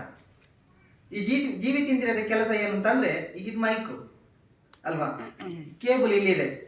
ಸೊ ಅದ್ರ ಮಧ್ಯೆ ಇದೊಂದು, ಈ ಹೂವಿನ ಮಧ್ಯೆ ಒಂದು ದಂಟಿ ಇರತ್ತಲ್ವಾ, ಅದನ್ನ ಪ್ರೊಟೆಕ್ಟ್ ಮಾಡ್ಕೊಳ್ತಾ ಇರತ್ತೆ. ಹೂವು ಮತ್ತು ಗಿಡಕ್ಕೆ ಅದರ ಮಧ್ಯದಲ್ಲಿರೋ ದಂಟು ಕನೆಕ್ಷನ್ ಮಾಡ್ಕೊಂಡಿರತ್ತೆ. ಇದು ಜೀವಿತೇಂದ್ರಿಯ. ಎಷ್ಟು ಹೊತ್ತು ಇದನ್ನ ಅದು ಪ್ರೊಟೆಕ್ಟ್ ಮಾಡ್ಕೊಂಡಿರತ್ತೆ ಅಷ್ಟು ಹೊತ್ತು ನಿಮ್ಮ ಮನಸ್ಸು ಅದನ್ನ ಗಮನಿಸುತ್ತೆ. ಈಗ ಧ್ಯಾನ ಮಾಡ್ಕೊಂಡು ಕೂರ್ತೀರ, ನಾನು ಹೇಳ್ತಾ ಇದ್ದೆ ಉಸಿರು ಬರ್ತಾ ಇದೆ ನೋಡಿ, ಅದನ್ನೇ ಗಮನಿಸಿ, ಹೊರಗಡೆದೆಲ್ಲ ಬಿಟ್ಬಿಡಿ ಅಲ್ವಾ. ನಿಮ್ಮ ಅಲ್ಲಿ ಮನಸ್ಸಿಕಾರ ಬಂತು, ಉಸಿರನ್ನ ನೋಡ್ತು, ನಿಮ್ ಜೀವಿತೇಂದ್ರ ಟುಕ್ಕಾಯ್ತು, ನಿಮ್ ಮನಸ್ಸು ಹೊರಟೋಯ್ತು. ಅದ್ರ ಮೇಲೆ ವಿಜ್ಞಾನ ಬರ್ತಾ ಇಲ್ಲ, ನಿಮ್ ಮನಸ್ಸಿಗೆ ಬೇರೆ ಬೇರೆ ಯೋಚನೆ ಬರ್ತಾ ಇದೆ.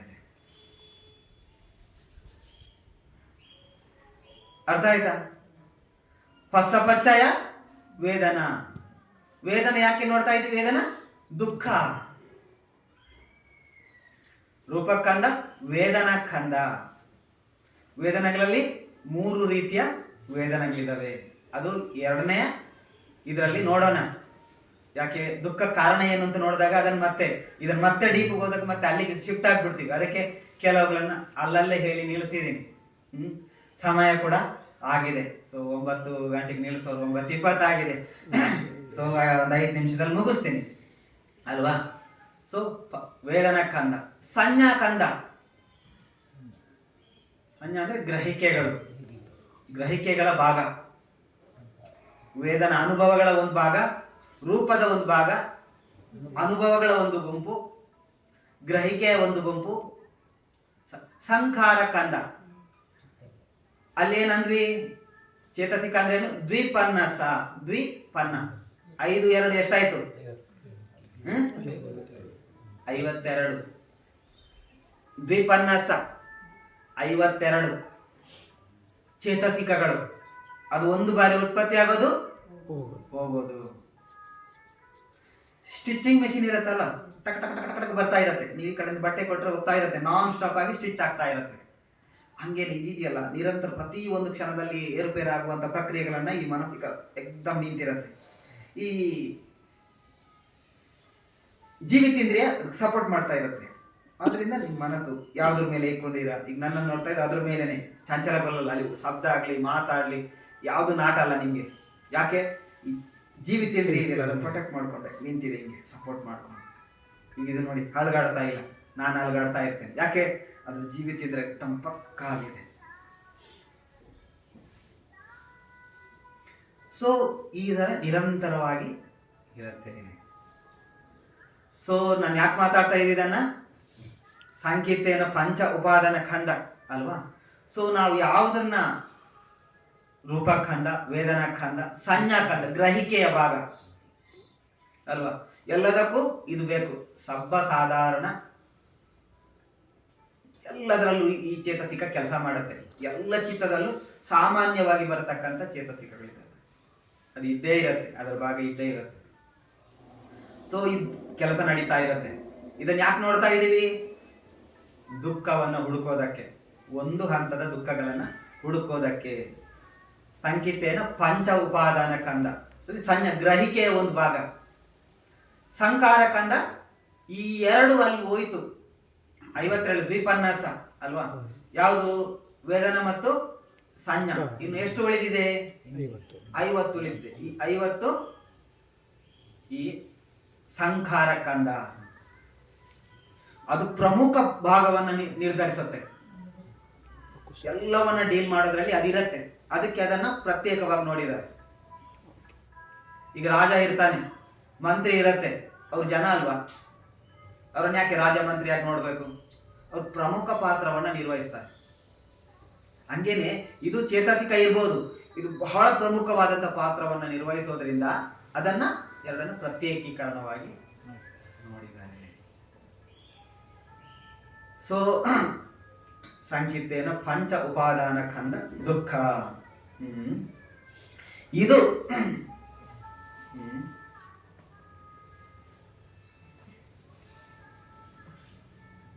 ಇದು ದುಃಖವನ್ನ ತರುವಂತದ್ದು. ಗೊತ್ತಾಯ್ತಲ್ಲ? ಸಮಯ ಸ್ವಲ್ಪ ಕಡಿಮೆ ಇದ್ದಿದ್ರಿಂದ ಸೊ ಇಷ್ಟು ಸಾಕು. ಮುಂದೆ ನೀವು ಡೀಪ್ ಹೋದಾಗ ಇನ್ನೂ ಅದನ್ನ ಸ್ವಲ್ಪ ಆಳವಾಗಿ ನೋಡೋದಕ್ಕೆ ಟ್ರೈ ಮಾಡೋಣ ಅಲ್ವಾ. ಸೊ ಚೆನ್ನಾಗಿ ಧ್ಯಾನ ಮಾಡಿ, ಧ್ಯಾನ ಮಾಡ್ತಾ ಮಾಡ್ತಾ ನೀವು ಅರ್ಥ ಮಾಡ್ಕೊಂಡಾಗ ಮಾತ್ರ ಧಮ್ಮ ಅರ್ಥ ಆಗುತ್ತೆ. ಇಲ್ದಿದ್ರೆ ಅದು ಒಂದು ಇಂಟೆಲಿಜೆನ್ಸ್ ಲೆವೆಲ್ ಮಾತ್ರ ಅರ್ಥ ಆಗುತ್ತೆ. ಸೊ ಅವಾಗ ಗೊಂದಲ ಆಗೋದಕ್ಕೂ ಇನ್ನೊಬ್ರು ಯಾರೋ ಬಂದು ಬೇರೆ ರೀತಿಯಲ್ಲಿ ಹೇಳ್ತಾರೆ, ಅವಾಗ ನಿಮಗೆ ಕನ್ಫ್ಯೂಷನ್ ಆಗೋ ಸಾಧ್ಯತೆ ಇರುತ್ತೆ. ಎಷ್ಟು ನೀವು ಅಭ್ಯಾಸ ಮಾಡಿಕೊಂಡು ನೀವು ಅದನ್ನು ಗಮನಿಸ್ಕೊಂಡು ಇರ್ತೀರೋ ಆವಾಗ ನಿಮ್ಗೆ ಏನಾಗುತ್ತೆ, ಅದರ ಸ್ಪಷ್ಟತೆ ಬರುತ್ತೆ. ಸೊ ಈಗ ದುಃಖ ಅಂದ್ರೆ ಮೂಲ, ಈಗ ಇದನ್ನೆಲ್ಲ ನೋಡಿದಾಗ ನಿಮ್ಗೆ ಏನ್ ಅನ್ಸುತ್ತೆ? ದುಃಖ ಅಂದ್ರೆ ಏನು?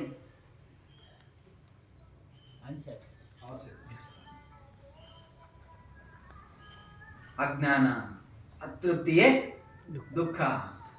ಅದನ್ನೇ ದುಃಖ ಅಂತ ಕರೆಯೋದು. ದುಃಖ ಅನ್ನೋದೇ ಒಂದಿಲ್ಲ. ಯಾವುದ್ರು ನಮ್ಮ ಹಿಡಿತಕ್ಕಿಲ್ಲಿ ರೋಗ ರುಜಿನಗಳು ಇದೆಲ್ಲ ನೋಡ್ಕೊಂಡು ಬಂದ್ವಲ್ಲ, ಯಾವುದಕ್ಕೂ ನಮ್ಮ ಹಿಡಿತ ಇಲ್ಲ. ಅದೇ ದುಃಖ. ಯಾಕೆ? ಅದು ನಿತ್ಯ ಇಲ್ಲ. ನಾವು ಬಯಸ್ತೀವಿ ಅವ್ರನ್ನ ಅಪ್ಪಿಯ ಸಂಪಯೋಗೋದಕ್ಕೂ ಅವರು ನಮ್ಮ ಜೊತೆ ಸೇರಬಾರ್ದು, ಪಿ ಐ ವಿಪಯೋಗೋ ಅವ್ರು ನಮ್ಮ ಹತ್ರ ನಿರಂತರವಾಗಿರ್ಬೇಕು. ಆದ್ರೆ ನಮ್ಮ ಕಂಟ್ರೋಲ್ ಅಲ್ಲಿ ಇಲ್ಲ. ದುಃಖ ಅದು ಅನಿತ್ಯವಾಗಿದೆ. ಯಾವುದು ಅನಿತ್ಯವಾಗಿದೆಯೋ ಅದು ದುಃಖ ಕೊಡುತ್ತೆ. ಯಾಕೆ? ಅಲ್ಲಿ ನಾನು ನನ್ನದು ಅರ್ಥ ಇಲ್ಲ. ಒಟ್ಟಾರೆಯಾಗಿ ಹೇಳುವುದಾದ್ರೆ ಅಜ್ಞಾನವೇ ದುಃಖ. ಇದಕ್ಕೇನು ಕಾರಣ ಅಂತ ಮುಂದಿನ ಸಬ್ಜೆಕ್ಟ್ ಅಲ್ಲಿ ತಿಳ್ಕೊಳ್ಳೋಣ ಅಲ್ವಾ? ಸೊ ಯಾವುದೆಲ್ಲ ಬದಲಾಗುವಂತದ್ದಿರುತ್ತೋ ಅದು ನಮ್ಮ ಹಿಡಿತದಲ್ಲಿ ಇಲ್ಲದೆ ಇರೋದ್ರಿಂದ, ಅದ್ರ ಬಗ್ಗೆ ನಮಗೆ ತಿಳುವಳಿಕೆ ಇಲ್ಲದೆ ಇರೋದ್ರಿಂದ, ಆ ಅಜ್ಞಾನ ನಮ್ಮಲ್ಲಿ ಇರೋದ್ರಿಂದ ಆ ಅಜ್ಞಾನವೇ ದುಃಖ. ಒಂದು ಕರೆನ್ಸಿಯನ್ನು ಹಿಡ್ಕೊಂಡು ಒಂದು ಭಾಗ ಮಾತ್ರ ಸರಿ, ಇನ್ನೊಂದು ಭಾಗ ಸರಿ ಇಲ್ಲ ಅಂತಲ್ಲ, ಅದು ಒಂದಕ್ಕೊಂದು ಬೆಸೆದಿರುವಂತದ್ದು. ಈ ದುಃಖ ಮತ್ತು ಅಜ್ಞಾನ ಬೇರೆಯಲ್ಲ. ಅಜ್ಞಾನವೇ ದುಃಖ, ದುಃಖವೇ ಅಜ್ಞಾನ. ಯಾವುದು ನಾನು, ಯಾವುದು ನನ್ನದು ಅನ್ನುವಂಥದ್ದು ಇದೆಯೋ ಅದೇ ದುಃಖ. ಅದ್ಯಾಕೆ ಬಂತು ಅಂತ ನೋಡ್ಬೇಕಾದ್ರೆ ಎಲ್ಲಿ ಹೋಗ್ಬೇಕು ನಾವು? ಎರಡನೇ ದುಃಖ ಕಾರಣ ಹುಡುಕ್ಬೇಕು ತಾನೆ. ದುಃಖಂಗಾರ್ಯ ಸತ್ಯ, ದುಃಖ ಸಮುದಯಂಗಾರ್ಯ ಸತ್ಯ. ದುಃಖದ ಕಾರಣವನ್ನ ಹುಡುಕೋದಕ್ಕೆ ಹೋಗ್ಬೇಕು. ಆವಾಗ ನಮ್ಗೆ ಅದರ ಸತ್ಯ ಅರ್ಥ ಆಗತ್ತೆ. ಯಾಕಂದ್ರೆ ಸೊ ಇದನ್ನ ನೀವು ಬಹಳ ಕೇಳಿಸ್ಕೊಂಡಿದ್ದೀರಾ. ನಾನು ಅಪರೂಪಕ್ಕೆ ನಾನು ಕೂಡ ಕೇಳಿಸ್ತಾ ಇರ್ತೀನಿ. ಸೊ ಇದನ್ನ ನೀವು ಕೇಳಿದ್ದೀರಾ ಅಲ್ವಾ? ಆದ್ರೂ ನಾನು ನಿಮ್ಗೆ ಇದನ್ನ ಹೇಳಿದೆ ಯಾಕಂದ್ರೆ ಮುಂದೆ ಧಮ್ಮಚಕ್ರದಲ್ಲಿ ಕೆಲವು ಇಂಪಾರ್ಟೆಂಟ್ ವಿಷಯಗಳಿದೆ, ಅದನ್ನು ತಿಳಿಸ್ಬೇಕು. ಸೊ ಐ ಥಿಂಕ್ ಅದನ್ನ ನೀವು ಕೇಳಿಸ್ಕೊಂಡಂಗೆ ಏನು ಡಿಸ್ಕಷನ್ ಮಾಡಿದಂಗೆ ಇರಲಿಲ್ಲ. ಸೊ ಅದಕ್ಕೆ ಹೇಳ್ಬೇಕು, ಅದನ್ನ ಹೇಳೋದಕ್ಕೆ ಇದನ್ನು ಹೇಳ್ಬೇಕು. ಅದಕ್ಕಾಗಿ ಇದನ್ನು ಹೇಳಿದೆ. ಮುಂದಿನ ಬಾರಿ ಬಂದಾಗ ಅವಕಾಶ ಸಿಕ್ಕಿದಾಗ ನಾನು ಬಿಡುವಿದ್ದಾಗ ಸೊ ಬರ್ತೀನಿ. ಆವಾಗ ಎರಡನೇ ಆರ್ಯ ಸತ್ಯವನ್ನು ನೋಡೋಣ. ಮುಂದೆ 3, 4 ಆಮೇಲೆ ಅವರು ಬೇರೆ ಬೇರೆ ಮಾಹಿತಿಗಳನ್ನು ಹೇಳಿದ್ದಾರೆ. ಅದು ಸರಳವಾಗಿದೆ ಅಂತ ಅನ್ಸತ್ತೆ, ಮತ್ತೆ ಅದು ಮತ್ತೆ ಮತ್ತೆ ರಿಪಿಟೇಷನ್ ಅಂತ ಆ ಥರ ಅನ್ಸತ್ತೆ. ಆದರೆ ಅದರ ಸತ್ಯ ಬಹಳ ಗಂಭೀರವಾಗಿದೆ. ಅದನ್ನ ನಮ್ಮ ತಿಳುವಳಿಕೆ ಪ್ರಜ್ಞೆಗೆ ಅನುಗುಣವಾಗಿ ತಿಳ್ಕೊಂಡು ನಮ್ಮ ಪ್ರಜ್ಞೆಯನ್ನು ಬೆಳೆಸ್ಬೇಕಂತ ಪ್ರಯತ್ನವನ್ನ ಮಾಡೋಣ. ಅವಕಾಶವನ್ನ ನೀಡಿ ನಿಮ್ಗೆಲ್ರಿಗೂ ಕೂಡ ಧಮ್ಮ ಸೇವೆಯನ್ನ ಮಾಡೋದಕ್ಕೆ ಅವಕಾಶವನ್ನ ಕೊಟ್ಟಿದ್ದಕ್ಕೆ ನಿಮ್ಗೆಲ್ರಿಗೂ ಕೂಡ ಕೃತಜ್ಞತೆಯನ್ನು ಹೇಳುತ್ತಾ, ಸೊ ಪೂಜ್ಯ ಮಾತಾಜಿ ಅವರು ಇಲ್ಲಿದ್ದಾರೆ. ಸೊ ಅವ್ರಿಗೂ ಕೂಡ ಅವರು ಕೂಡ ಬಹಳ ಚೆನ್ನಾಗಿ ನಿಮ್ಗೆ ಧಮ್ಮವನ್ನ ಹೇಳಿದ್ರು. ಸೊ ಅವ್ರಿಗೂ ಕೂಡ ಒಳ್ಳೇದಾಗ್ಲಿ, ನಿಮ್ಗೆಲ್ರಿಗೂ ಕೂಡ ಒಳ್ಳೇದಾಗ್ಲಿ. ಸೊ ಇಷ್ಟು ಹೇಳಿ, ದುಃಖ ಅಂದ್ರೆ ಕ್ಲಿಯರ್ ಆಯ್ತಲ್ವಾ? ಏನಾದ್ರು ಕನ್ಫ್ಯೂಷನ್ ಆಚೆ ಕಡೆ ಡಿಸ್ಟರ್ಬ್ ಆಗಿದ್ಯಾ, ಡೈವರ್ಟ್ ಆಗಿದ್ದೀನ ಆ ಥರ ಇದ್ರೆ ಹೇಳಿ. ಕೆಲವು ಸರಿ ಹೇಳ್ತಾ ಎಕ್ಸಾಂಪಲ್ ಕೊಡುವಾಗ ಮಿಕ್ಸ್ ಆಗಿಬಿಡತ್ತೆ ಅಲ್ವಾ? ಸೊ ಅದರಿಂದ ಆ ಥರ ಆಗೋ ಸಾಧ್ಯತೆಗಳಿರ್ತವೆ. ಅದಕ್ಕೆ ಸೊ ಒಂದು ಆಲ್ರೆಡಿ ನೀವು ತಿಳ್ಕೊಂಡಿರೋದ್ರಿಂದ ಕೆಲವು ನಿರ್ದಿಷ್ಟವಾದಂಥ ವಿಷಯವನ್ನು ಹೇಳೋದಕ್ಕೆ ಮಾತ್ರ ಪ್ರಯತ್ನ ಪಟ್ಟಿದ್ದೀನಿ. ಮುಂದಿನ ಬಾರಿ ಬಂದಾಗ ಮುಂದಿನ ಸಮಸ್ಯೆ ವಿಷಯಗಳನ್ನು ತಿಳ್ಕೊಳ್ಳೋ ಪ್ರಯತ್ನ ಮಾಡೋಣ. ಧಮ್ಮದ ಪ್ರಕ್ರಿಯೆಯಲ್ಲಿ ನಿರಂತರವಾಗಿ ನೀವು ಬೆಳೀತಾ ಇರಿ. ಸೊ ನಿಮ್ಗೆಲ್ರಿಗೂ ಕೂಡ ಸನ್ಮಂಗಲವಾಗಲಿ. ಬುದ್ಧ ಧಮ್ಮ ಸಂಘದ ಆಶೀರ್ವಾದ ಒದಗಿ ಬರಲಿ.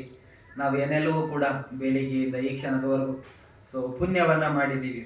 ಈ ಪುಣ್ಯದ ಫಲ ಸೊ ಯಾರೆಲ್ಲರೂ ಕೂಡ ನಮಗೆ ಧಮ್ಮವನ್ನು ಹೇಳಿ ಗತಿಸಿರ್ತಾರೋ ಈ ಪುಣ್ಯದ ಫಲ ಅವರಿಗೆ ಒದಗಿ ಬರಲಿ. ಯಾರೆಲ್ಲರೂ ಕೂಡ ಮಹಾದಾಯಕರು ಈ ಧಮ್ಮವನ್ನು ಉಳಿಸಿ ಬೆಳೆಸಿ ನಮ್ಮವರೆಗೂ ತಂದಿದ್ದಾರೋ ಅವ್ರಿಗೂ ಗತಿಸಿರ್ತಕ್ಕಂಥ ಅವರೆಲ್ಲರಿಗೂ ಕೂಡ ಮಹಾದಾಯಕರಿಗೂ ಈ ಪುಣ್ಯದ ಫಲ ಒದಗಿ ಬರಲಿ. ಈಗಿರ್ತಕ್ಕಂಥ ಎಲ್ಲ ಗುರುಗಳಿಗೂ ನಮ್ಮ ಹಿರಿಯರಿಗೂ ಈ ಪುಣ್ಯದ ಫಲ ಒದಗಿ ಬರಲಿ. ಈ ಲೋಕದಲ್ಲಿರ್ತಕ್ಕಂಥ ಯಾವ್ಯಾವ ಜೀವರಾಶಿಗಳಿಗೂ ಪುಣ್ಯದ ಅಗತ್ಯತೆ ಇದೆಯೋ ಅವರೆಲ್ಲ ಜೀವರಾಶಿಗಳು ಈ ಪುಣ್ಯವನ್ನು ಹಂಚಿಕೊಳ್ಳಲಿ. ಅವ್ರು ದುಃಖದಲ್ಲಿದ್ದರೆ ದುಃಖದಿಂದ ಬಿಡುಗಡೆ ಹೊಂದೋದಕ್ಕೆ ಈ ಪುಣ್ಯ ಕಾರಣವಾಗಲಿ. ಅವ್ರು ಸುಖವಾಗಿದ್ದರೆ ಮತ್ತೆ ಮಹಾನ್ ಸುಖದತ್ತ ಸಾಗೋದಕ್ಕೆ ಈ ಪುಣ್ಯ ಕಾರಣವಾಗಲಿ. ಒಟ್ಟಾರೆ ಲೋಕದಲ್ಲಿರ್ತಕ್ಕಂಥ ಎಲ್ಲ ಜೀವರಾಶಿಗಳು ಸುಖ, ಶಾಂತಿ, ನೆಮ್ಮದಿಯನ್ನು ಪಡೆಯಲಿ. ಪರಮಶಾಂತಿ ಸುಖವಾದಂಥ ನಿಬ್ಬಾನ ಸುಖಕ್ಕೆ ಈ ಪುಣ್ಯ ಕಾರಣವಾಗಲಿ. ಎಲ್ಲ ಜೀವರಾಶಿಗಳಿಗೂ ಸನ್ಮಂಗಲವಾಗಲಿ. ಭವತು ಸಫ ಮಂಗಲಂ. ಸಾಧು ಸಾಧು.